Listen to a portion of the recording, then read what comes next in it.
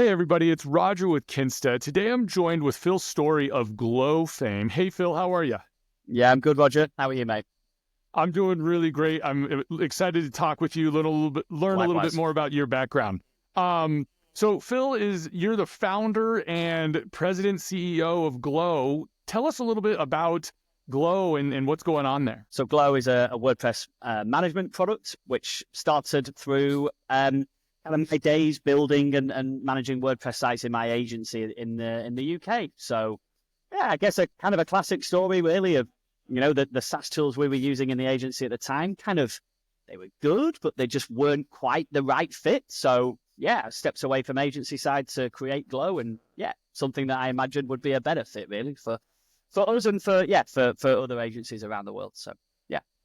Wonderful, wonderful. I know that one of the things at Kinsta, it's all about managing lots of sites, and so anytime there's a tool that helps people do that better, that's always fantastic. I'm curious to learn more about Phil, though, the man behind Glow.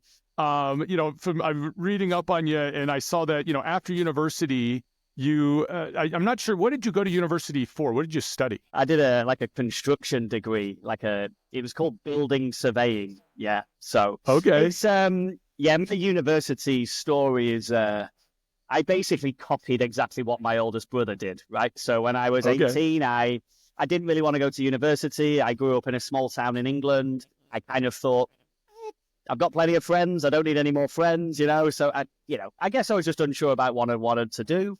But I went to a school that was very much like you get your qualifications from school, you go to university, you get a job.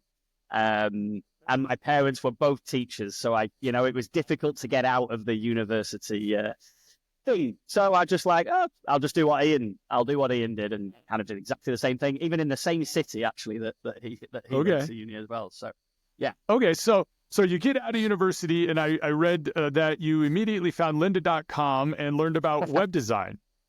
Yeah, not quite immediately. So I did a bit of traveling actually for a few months. And the day that I got back from traveling, my dad, who had lent me some money for the trip, said, so you need to get a job because you've got to pay me back. So what are you going to do? And I was like, Dad, I've just got back from traveling, But yeah, so I did. I got a job with my brother, the same brother that I copied with university. So he was a real estate agent. He still is, actually. So I worked for him for a couple of years, I guess, 2 or 3 years.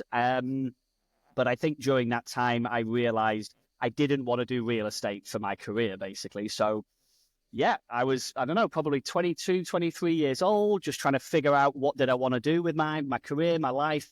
And I always had, I guess I always felt like I had a good eye for design, and like creative things generally. So can't remember exactly why web design came up, but yeah, I found lynda.com and I taught myself everything pretty much from there, really, that I needed to get started. So excellent. I'm going to date myself here a little bit because Lynda is something that influenced me in building websites, but it was before lynda.com. This was when there were actual books and DVDs. Wow. And but yeah, Lynda's been amazing, and now LinkedIn, of course, owns that brand, of course. Has continued on and done great things. So you've gotten into the web design thing, and I saw that you stuck on the technical side. You had a partner that got on the marketing side. What were some of the big things that you really learned about business by just starting your own company? That's a great question. I think that the hard work and the dedication that it takes for a start, which I've kind of never. I think that's probably the one thing in business I've never struggled with. Really, was the sort of the hard work, the dedication. I think influenced greatly by my parents, always worked hard, as I was growing up. So I was around that sort of, I guess, mentality or personality kind of as I was growing up. So that came pretty easily to me. I think, hundreds of things, right? You learn as you're starting a business and growing a business. I think, how to deal with clients, being a good people person, the power of kind of like local networking was amazing for me. So kind of just getting myself out there, showing my face, introducing myself to people. And you've just got to do that, right? When you're starting out. So learned lots of lessons. There's lots of things I would go back, if I was starting again, I would start things slightly differently, and Sure. particularly on the people side of things, I think. Yeah. But it's a journey, man. It's a journey. So I'm going to pull a thread on you right there. Like, what would be like maybe one general thing, if you could go back, you would have done a little differently for whatever reason? I think probably when I got into a partnership with somebody else running my agency, and I think I probably did that almost as like a little security blanket. I was quite young. I was doing pretty well with my business on my own. I just hired my first member of staff, but kind of in this partner, I saw somebody who was quite a bit older than me, a lot more experienced, kind of big agency background, big clients, and I kind of saw that and thought, that's a quick route to growing quicker and getting bigger clients and stuff, But sure, I guess I didn't do my diligence probably quite as well as I should have done, and it didn't end particularly well for either of us, right, in terms of our relationship. But look, we had some great times together as well, but ultimately learnings big time. So yeah, it's probably that partnership side of thing. I think that's the thing I would probably change if I could, but you don't kind of dwell on it, right? So absolutely. Hey, the mistakes we make are the lessons that we learn forever, right? 100%, man. Yeah. So you're going along, you've got the agency stuff, you're learning all this stuff about business, and then suddenly something clicks. And I was reading where you were using like Managed WP and FreshBooks, and you realized, hey, there's an opportunity here. Talk me through that metamorphosis. How did that work? Okay, so kind of a big part of our agency that we had was the support and maintenance offering, right, for WordPress sites. So we not only built the site, but then, like thousands of agencies do around the world, we then offered this ongoing support and maintenance service, and it was a great income stream for us, great revenue stream. But I guess as we scaled and we took on more sites, firstly we did everything manually. So then as we got to a certain number, we found Managed WP, which was, I think it was pretty much the only one at the time, actually, because obviously they were first to market. And it was great. It was great for like the technical maintenance of managing multiple sites. It was really good for that.